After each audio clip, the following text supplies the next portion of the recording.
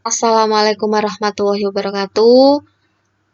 Bertemu di video tentang pembahasan di materi kedua, yaitu materi tentang jaringan tumbuhan. Sebelumnya sudah ada pembahasan tentang jaringan hewan, sekarang kita bahas untuk jaringan tumbuhan di soal PHB biologi yang lalu. Nomor 6. Pada penambang melintang dari jenis batang tumbuhan ditemukan beberapa jaringan, seperti epidermis, floem, korteks, kambium, empulur. Bila dilihat dengan mikroskop, urutan jaringan dari dalam keluar berturut-turut agar tampak jaringan adalah, kalau kalian pernah praktek di kelas 10, itu biasanya kalian melihat jaringan tumbuhan itu pasti ada urutannya. Atau enggak di SMP biasanya ada praktikum. Nah, di sini jawabannya adalah yang E. Pertama adalah karena ini mintanya dari dalam, maka yang paling utama terlihat adalah bagian tengah yang namanya empulur. Setelah empulur ada yang namanya kambium. Kambium itu nanti yang bentuknya mengikat. Bentuknya kayak cincin di dalam. Yang nomor 2, floem. Setelah itu ada korteks. Setelah itu yang terakhir adalah epidermis yang melindungi bagian dalamnya. Oke, jadi jawabannya adalah yang E. Nomor 7, perhatikan ciri-ciri sel berikut. Ciri-ciri jaringan meristem ditunjukkan oleh nomor. Meristem. Meristem itu ciri-cirinya adalah suka membelah. Aktif membelah. Nah, kata kuncinya ini ada aktif membelah. Cuman di sini yang ada 4-nya ada A sama B. Oke, mana nih ya antara A sama B? Ini yang beda adalah nomor 1 sama nomor 5. Kita lihat nomor 1 sama nomor 5.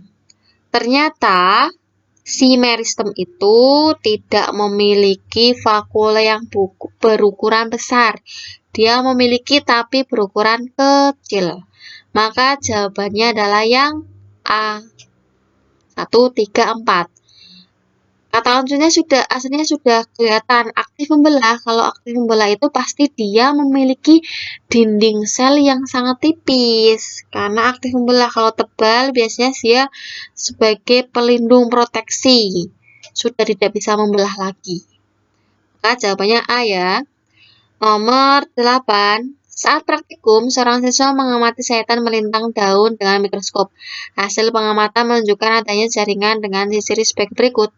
Berdasarkan ciri-ciri tersebut, siswa menyimpulkan bahwa jaringan tersebut berfungsi sebagai terdiri dari sel-sel hidup, berarti dia bisa jadi meristem. Dilapisi kutikula, tidak ada ruang antar sel, berarti rapat. Bentuk sel seperti balok, berupa selapis sel yang tersusun sangat rapat. Ada asimilasi, alat pengangkut, proteksi, tempat penyerapan, tempat pertukaran udara. Di sini ada kata tersusun rapat, tapi dia tidak ada kata membelah. Di sini ada dia terdiri dari sel-sel hidup. Berarti dia hidup, tapi dia tidak aktif membelah. Nah, sangat rapat. Kalau dia sangat rapat, itu berarti dia sebagai proteksi. Proteksi adalah sebagai pelindung. Nomor 9, seorang petani cabai biasanya akan memotong bagian ujung batang yang merupakan jaringan meristem primer sebagai penyusunnya. Dari pernyataan tersebut, maka tujuan petani tersebut adalah, maka yang mana nih? Tujuan petani adalah menumbuhkan cabang-cabang lateral. Jadi kalau dia dipotong ujungnya, nanti dia akan membentuk cabang di bawah bagian yang dipotong. Jadi nanti bentuknya dia akan punya cabang banyak. Nah, untuk fungsinya si petani memotong tersebut biar si tanaman cabai tersebut memiliki cabang yang banyak. Nomor 10. Pernahkah kalian memakan kacang tanah yang sudah direbus? Pernah tidak terlintas pertanyaan tentang bagian dari kacang yang kalian makan itu merupakan bagian yang mana?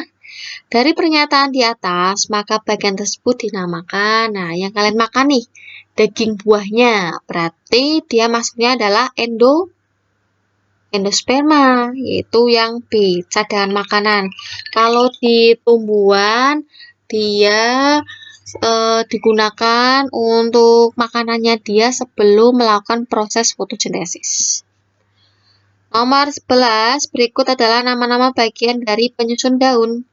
Bagian dapat melangsungkan proses fotosintesis yang mana? Ada palisade, epidermis, bunga karang, pengangkut, stele, stomata. Oke.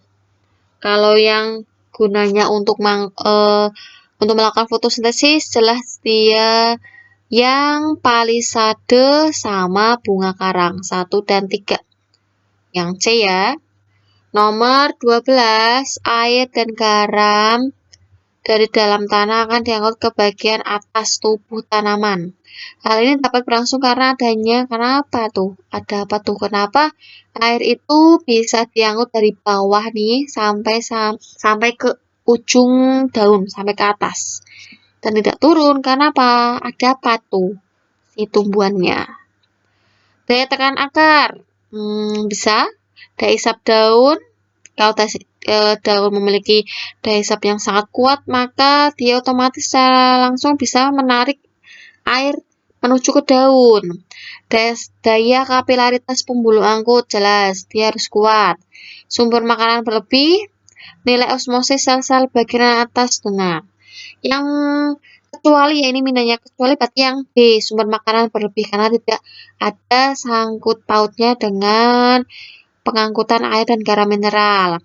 Garam dan mineral ini diangkut secara osmosis ya.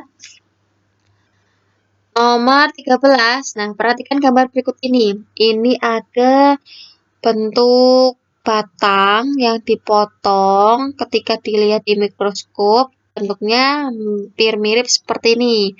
Tertata rapi. Nah, yang nomor 1 itu namanya epidermis, nomor 2 namanya korteks. Korteks itu ada parenkim, sklerenkim.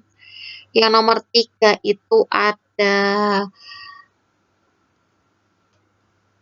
phloem. Phloem itu yang bagian luar, yang ini yang phloem. Yang bagian dalam ini, ya yang ditunjuk nomor 5 ini adalah xilem. Dan yang mengikat atau menggandeng 3 sama 5, xilem sama phloem adalah tugasnya kambium. Nah, ini kambium. Jadi, xilem yang bagian dalam, phloem bagian luar. Bagian berfungsi sebagai jaringan pengangkut ditunjukkan pada bagian nomor pengangkut. Pengangkut itu ada 2, xilem sama phloem. Maka jawabannya adalah 3 dan 5. Yang D.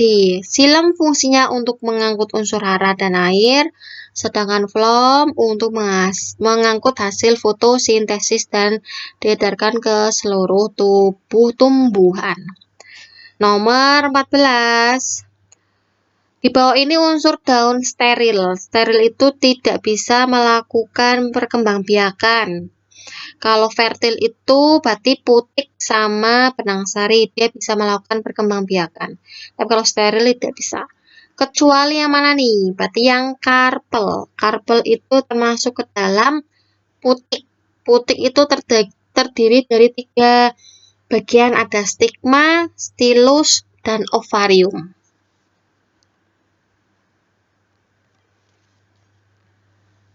Lanjut nomor 15. Langkah pertama yang harus dilakukan dalam teknik kultur jaringan. Kultur jaringan, yang pertama adalah harus sterilisasi eksplan, harus disterilkan dulu tumbuhannya, terus alat-alatnya, semuanya harus steril. Kita menyiapkan alat dan bahan. Nomor 16, bahan pemadat yang biasa digunakan dalam penanaman eksplan.